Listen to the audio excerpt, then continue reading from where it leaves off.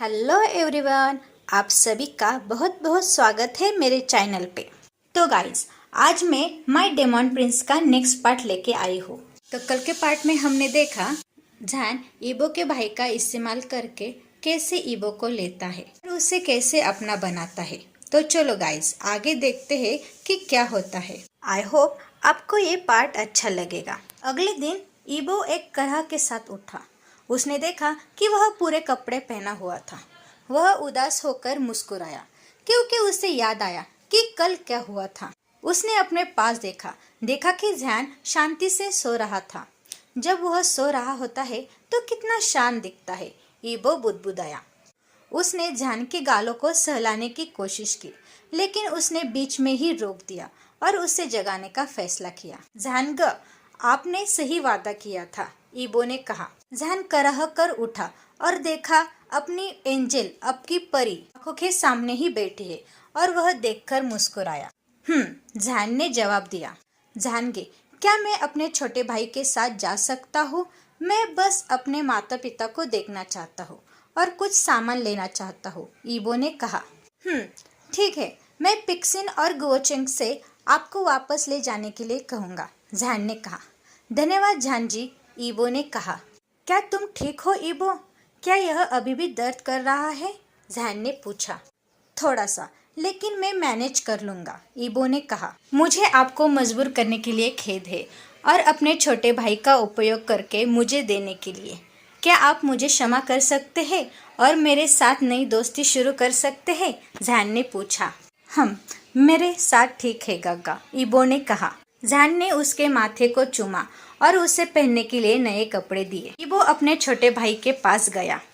जब उसके छोटे भाई ने उसे देखा तो वह दौड़कर उसके पास गया और रोते हुए उसे गले से लगा लिया। अभी तैयार हो जाओ, हम घर चलेंगे, ईबो ने कहा। सच में गा? झांजिन ने पूछा। हाँ, उन्होंने हमें जाने दिया, ईबो ने कहा। उन्होंने हमें अचानक से क्यों जाने दिया? झांजिन ने पूछा। लेकिन ईबो जवाब नहीं दे सकता क्योंकि वह नहीं चाहता कि उसका भाई उसके बारे में और जान के बारे में जाने। अब आप सब इस जगह को छोड़ सकते हैं, पेक्सिन ने कहा। कमरे में हर कोई खुशी से चिल्लाया कि वे आखिरकार घर जाने वाले हैं। लेकिन अगर आप कुछ भी बात करने की कोशिश करते हैं तो हम आपको ढूंढ लेंगे और आपको मार डालेंगे, गोचेंग ने धमकी दी। ईबो मुस्कुराया और अपने छोटे भाई के साथ कमरे से बाहर चला गया, लेकिन उसे लंगड़ाते हुए देखकर झांजिन के होश उड़ गए। गग्गा, तुम लंगड़ा क्यों रहे हो? झांजिन ने पूछा। ईबो रुक गया और घबराहट से उसके होठों को काट लिया। हाँ, मैं आने से पहले सीढ़ियों से गिर गया, ईबो ने झूठ बोला। समझ गया, झांजिन ने कहा। झांजिन ने और कुछ नहीं पूछा और अंत में वे अपने घर चले गए। जब उनके माता पिता ने उन्हें देखा तो उन्होंने उन्हें गले लगा लिया और उन पर सवालों की बौछार कर दी। झांजिन ने बताया कि उनका अपहरण कर लिया गया था, लेकिन किडनैपर ने उन्हें जाने दिया। जब उनके माता पिता ने उनसे पूछा कि किडनैपर कौन थे, तो वह नहीं बता सकते क्योंकि वही नहीं जानते थे कि किडनैपर कौन थे। और जब उनके माता पिता ने ईबो की ओर रुख किया तो ईबो ने झूठ बोला कि वह नहीं जानता कि वह कौन है। रात को जब सब सो रहे थे, ईबो ने अपने कपड़े और कुछ चीजें पैक की। फिर वह चुपके से उसके घर से बाहर निकल गया और पिक्सिंग और गुओचंग को बाहर खड़ा हुए देखा। चलो चलते हैं, बॉस आपका इंतजार कर रहे हैं, पिक्सिन ने कहा। ठीक है, ईबो ने कहा। जाने से पहले ईबो ने आखिरी बार उनके घर की ओर देखा। जब वे झान की मुख्य हवेली में पहुंचे तो कई नौकरानियां और बटलर उन्हें देखने आते हैं। एक नौकरानी ने ईबो को कमरे में ले गई। जैसे ही उसने नए कमरे में प्रवेश किया तो वह दंग रह गया। वह एक फ्लफी और ब्यूटीफुल बेड था, ईयरकॉन के साथ, बहुत ही सुंदर दीवारें आसमानी नीले रंग की, उसका पसंदीदा रंग था। ईबो फ्लफी बेड पर कूद गया और आह भरी। बहुत नींद आ रही है, ईबो बुदबुदाया। लेकिन जैसे ही वह सोने वाला था तो किसी ने उसके कमरे में दस्तक दी। वह कहरा कर उठा और खुद को दरवाजे खोलने के लिए खड़े होने के लिए मजबूर किया। जब उसने दरवाजा खोला तो उसने देखा कि ध्यान वहाँ खड़ा है। क्या आपको कमरा पसंद आया? ध्यान ने पूछा। हाँ Gagga, thank you, I love it, ईबो ने कहा। यह जानकर अच्छा लगा। अगर आप कुछ बदलना चाहते हैं तो मुझे बताइए और मैं खुशी खुशी इसे बदल दूंगा, जहान ने कहा। ओके गग्गा, ईबो ने कहा। गुड नाइट ईबो, जहान ने कहा। गुड नाइट जहान जी, ईबो ने कहा।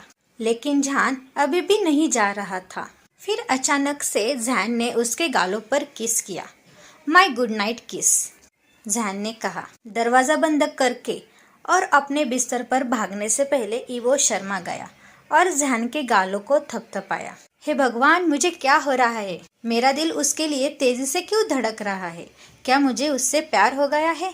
क्या मुझे अपने किडनैपर से प्यार हो गया है? ईबो ने खुद से पूछा। ईबो ने अपना सिर तकिए पर दबा लिया और चिल्लाया। ईबो ने पहले ही सोने का फैसला किया क्योंकि वह बहुत थक गया था। अगली सुबह किसी ने दरवाजा खटखटाया तो ईबो जग गया।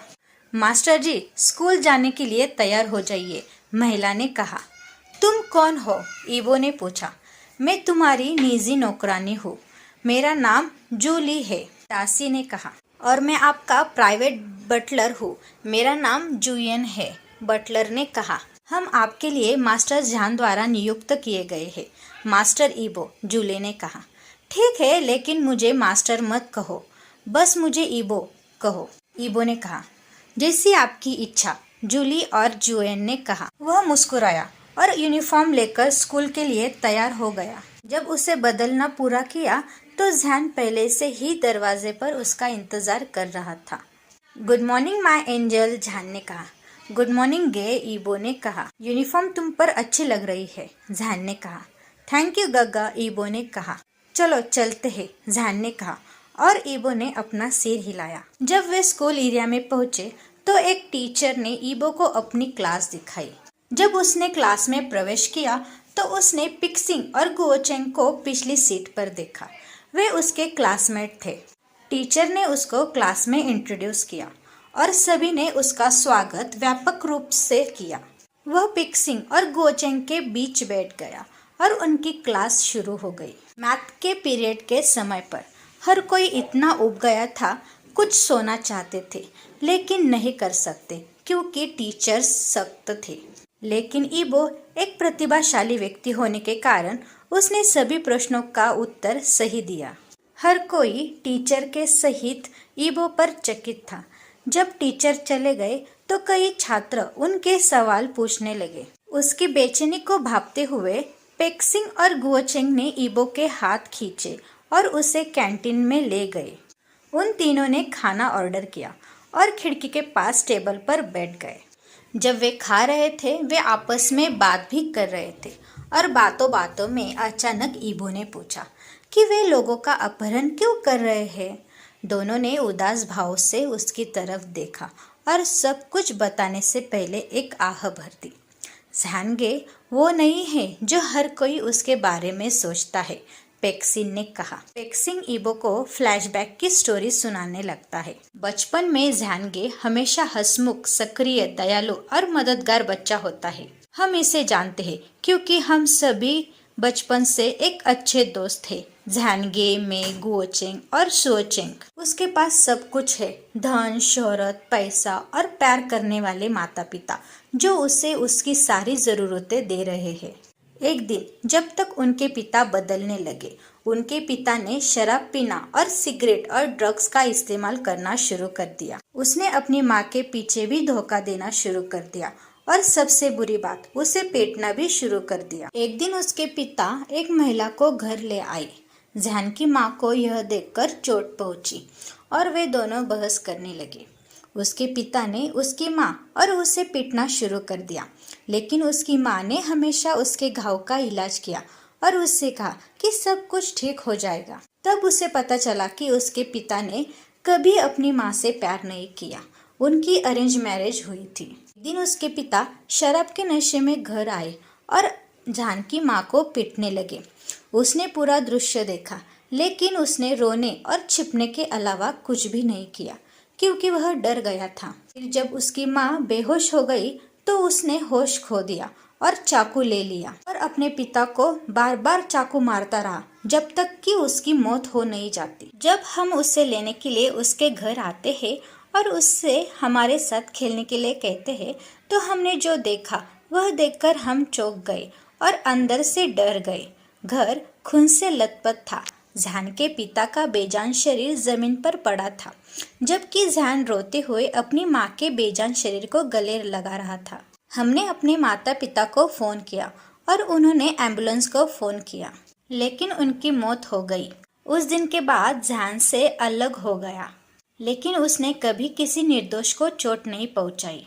एक दिन तक एक ब्लैक माफिया गट है जो लोगों गुलामों की नीलामी के बेचने के लिए उनका अपहरण करना चाहता है। हमें वास्तव में उन लोगों का अपहरण नहीं किया था। हम उन्हें कुछ माफिया से बचाने के लिए छिपाते थे जो उनको टारगेट कर रहे हैं। यह फ्लैशबैक का एंड होता है। तो आपका मतलब है कि कोई मुझे और मेरे छोटे भाई को निशाना बना रहा है? ईबो ने पूछा। हाँ, लेकिन हम यह नहीं बता सकते कि वह कौन था। झांगे के पास उन्हें खत्म करने की योजना है, पेक्सिन ने कहा। और दूसरों के बारे में क्या?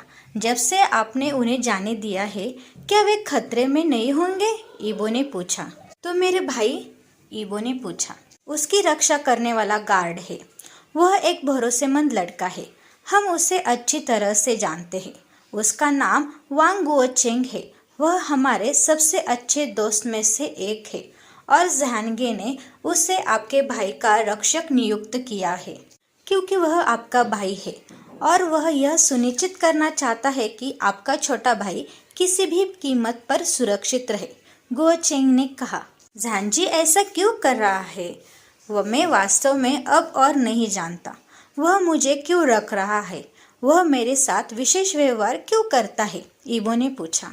हम भी नहीं जानते, लेकिन एक बात है जिसके बारे में हम यकीन से कहने हैं। आप उसके लिए खास है क्योंकि उसने कभी भी ऐसा कुछ नहीं किया जो उसने आपके साथ किया है, गुओचेंग ने कहा। जब वे बात कर रहे थे तो अचानक जहान उनके पीछे आ गया। वे सभी चौंक गए और लकीली उसने उनकी बातचीत से कुछ भी नहीं सुना। तो गाइज, आपको आज का पार्ट कैसा लगा? Thank you very much guys मेरी वीडियो देखने के लिए। आई होप आपको मेरी वीडियो अच्छी लगी। गाइज प्लीज़ मेरे चैनल को सब्सक्राइब कर देना, मेरी वीडियो को लाइक करो और कमेंट में ये ज़रूर बताना कि आपको आज का पार्ट कैसा लगा। Thank you guys.